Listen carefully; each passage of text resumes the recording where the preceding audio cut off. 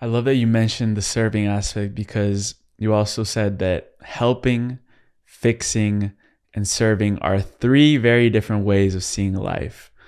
So, what would you tell to the people that are viewing their life through helping, fixing, and serving? What is that difference? Oh, yeah. Night and day, right? Night and day. Okay. So let me first say that more, in general, there's always exceptions, more evolved and advanced souls, the people like you, people that watch what you do, Emilio, more evolved, more advanced souls. And it's not a competition, but it's also the truth.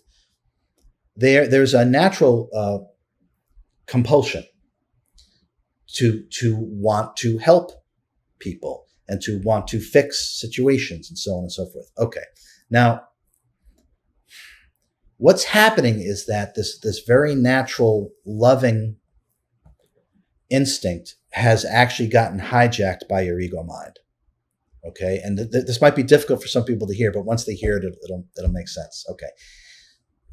Helping, if you hold a firm belief that you're here to help, okay, and just hear me out. If you hold a firm belief that you're here to help, that's because you hold the belief that life is weak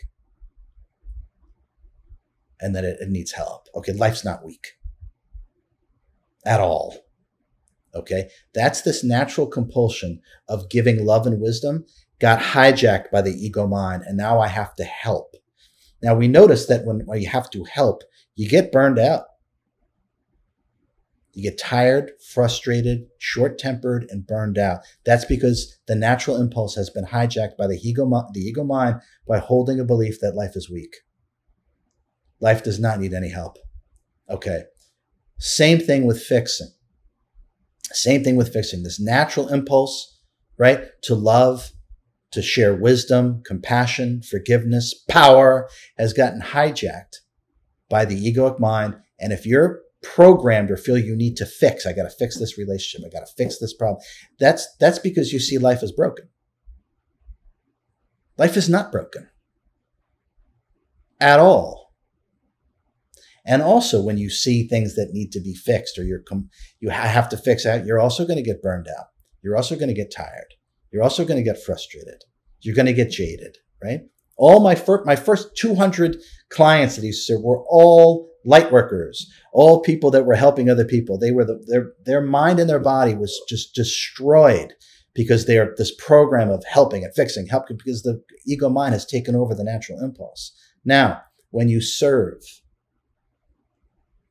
you see life as whole and complete, and you're just adding to it. You're just adding to it. You are serving something that is whole and complete. When you serve, you never get tired. You never get frustrated. You don't get short-tempered.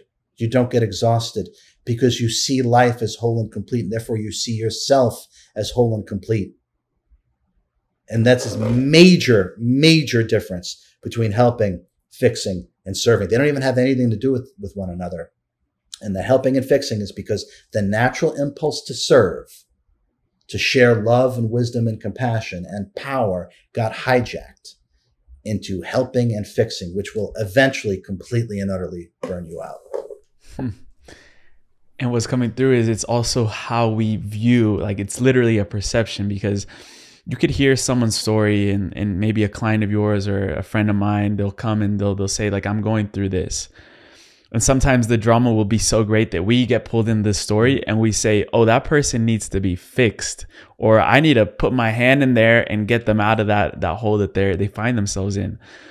But when we serve, as you said, like it's seeing that person is already in the divine order of the universe and is already complete, that you don't have to put your hand and get them out of there and do all these other things, send them the documentary, the book, the podcast. Like for you, when you were talking about the way that you dealt with your clients and Change Your Mind in that book, it was about holding space. So what is your process when you're actually serving someone and seeing them through the divine? What is the energy that you hold in those sessions when you're serving humanity and other people? You're so brilliant, Emilio. Okay, so everything that I do is for people to recognize the true self within them. with the capital S, the same self that's in everything and everyone. To recognize that and to hold a higher frequency space and to draw their attention towards that, to bring them back to the whole, complete, perfect fractal of God that we all are. And in order to do that, you raise, or you hold the space, you raise your frequency and you simply direct that person back to the completeness, to the truth. That everything that's going on with them, not saying it's not going on with them, it's a story. It's a story. You're the awareness of the story, which is why you're telling me about the story. You can't be the story, otherwise you wouldn't be able to tell me about it. So you're the awareness of it, so it doesn't touch you. Start to feel that. Start to feel that. You hold the space and you direct them back to the truth. To the truth. And by doing that, you are serving by simply expressing your level of wisdom, your compassion, and your love. And that doesn't run out. That doesn't run out. So we can also look at, that's what I do, or I don't work one-on-one anymore. When I used to work one-on-one, that's what I used to do. You can also look at that when you are totally and completely in tune with yourself, you are holding a mirror and you're reflecting back to them self-realization. So they can actually see it, feel it, hear it. What does it talk like? What does it act like? What does it move like? So you're actually holding a reflection for them of their true self. And you don't have to do anything to be your true self because you are your true self.